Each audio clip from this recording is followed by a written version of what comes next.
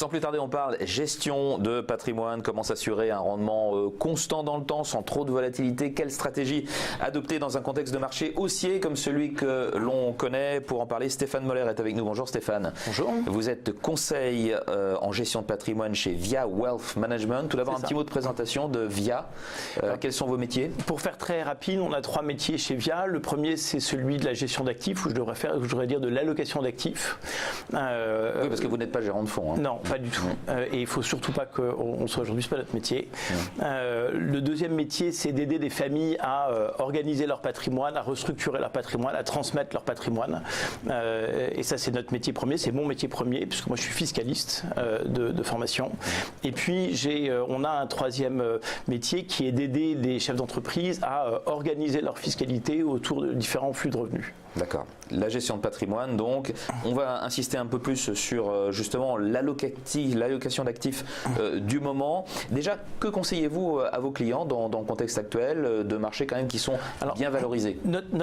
Nos métiers à nous, c'est pas d'être des économistes et c'est pas de donner à nos clients des orientations de métier. Notre métier à nous, et c'est très important que les gestionnaires de patrimoine restent extrêmement modestes quant à cette activité-là de leur métier, c'est d'aller choisir des allocataires d'actifs en redéléguant à différents fonds ou à différents types de supports la confiance que nos clients nous accordent. D'accord.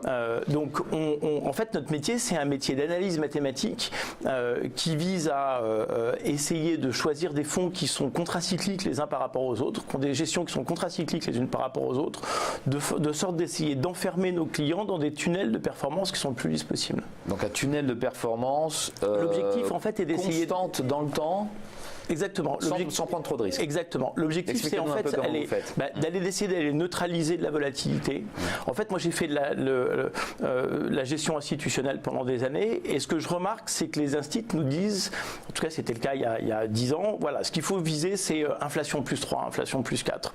Au-dessus, on a toujours l'impression que le risque marginal qu'on va chercher nécessiterait d'aller augmenter de façon considérable la volatilité. Et en dessous, c'est dommage, parce que je pense qu'on peut aller chercher un peu plus de volatilité.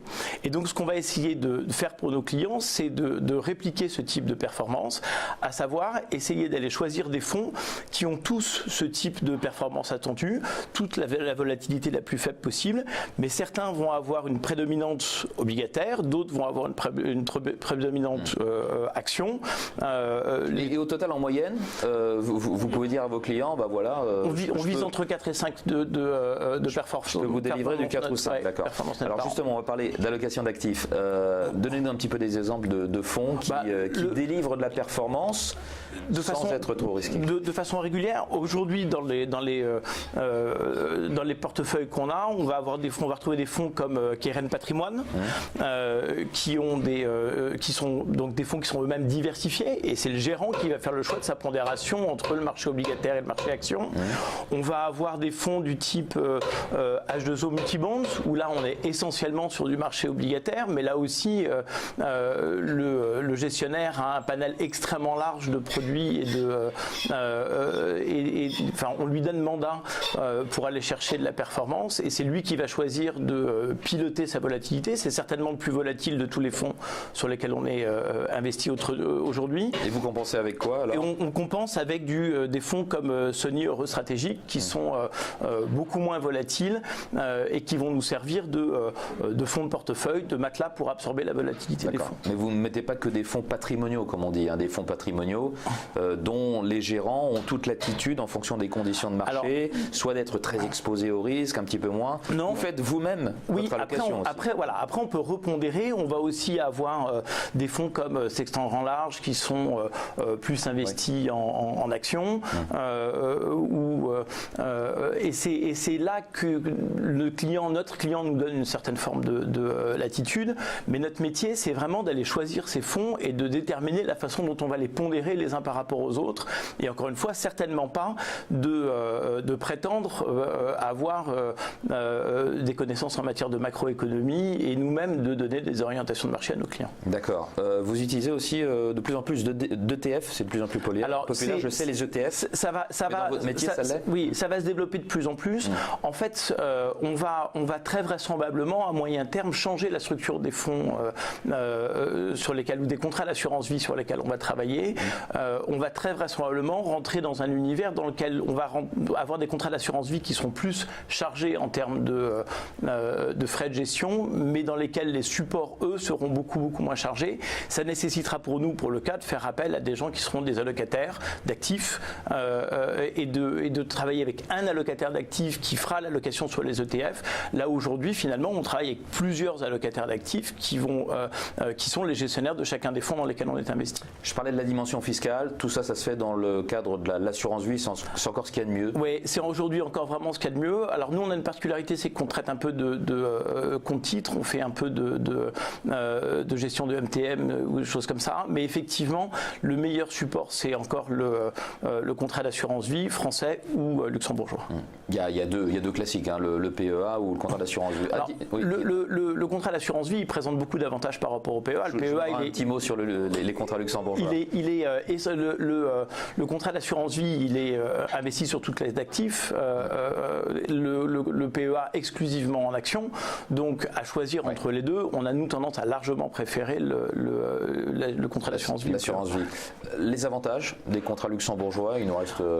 Allez, 2 petites minutes. Ils sont multiples, indépendamment du fait que, mais ça, les promesses n'engagent que ceux qui croient. Le Grand-Duché du Luxembourg s'engage à garantir l'ensemble des actifs sur les contrats luxembourgeois, là où la garantie est limitée à 70 000 € par contrat sur les contrats français. Bon, en cas de risque systémique ou de défaillance de la compagnie d'assurance, je ne suis pas complètement sûr que ce soit des garanties qu'on puisse réellement apporter. Ah bon, mais 70 000, c'est pas réaliste. Quand on multiplie ça par le nombre de contrats, D'accord. Bon. En cas de risque systémique. Donc là, il y a la garantie de l'État. Voilà, il y a la garantie du Grand-Duché. C'est pas illimité quand même. Elle est aujourd'hui non limitée. D'accord. Ouais. Ok. Elle est sur le papier non limitée. D'accord. Après, il y a plusieurs autres avantages qui sont intéressants avec les contrats de vie luxembourgeois. On peut mettre à peu près tout ce qu'on veut dans un contrat d'assurance vie luxembourgeois, y compris l'immobilier qu'on pourrait détenir en direct. Alors évidemment, ça nécessite d'avoir des sommes en gestion d'actifs qui sont relativement significatifs. C'est pour ça qu'on dit que c'est réservé à quand même. Déjà, les tickets d'entrée, les tickets d'entrée sont plutôt déjà entre 200 et 300 000 €. Les FID, c'est-à-dire les fonds d'investissement dédiés qu'on peut mettre dans ces supports, le ticket d'entrée c'est 2,5 millions, 3 millions d'euros. Et puis le dernier avantage de ces contrats d'assurance vie luxembourgeoise, ils sont très adaptés à nos clients qui sont des clients expatriés, puisqu'ils sont dits en transparence fiscale, c'est-à-dire que c'est la fiscalité du pays de résidence qui s'applique. Oui. Et donc pour les investisseurs qui changent de pays régulièrement, c'est très intéressant pour eux parce qu'on va évidemment choisir le moment ad hoc pour sortir de ces contrats d'assurance vie, c'est-à-dire le moment où ils sont dans le pays qui leur sont le plus favorables pour faire cette sortie. Alors que quand on est en France, c'est pas parce qu'on investit, c'est la fiscalité de la France. Ça on n'y coupe pas. Absolument. Parfait, c'est tout le temps qui nous reste. Merci beaucoup. Merci beaucoup. Stéphane Moller d'avoir été avec nous ce matin. Conseil en gestion de patrimoine chez Via Wealth Management. Très bonne journée.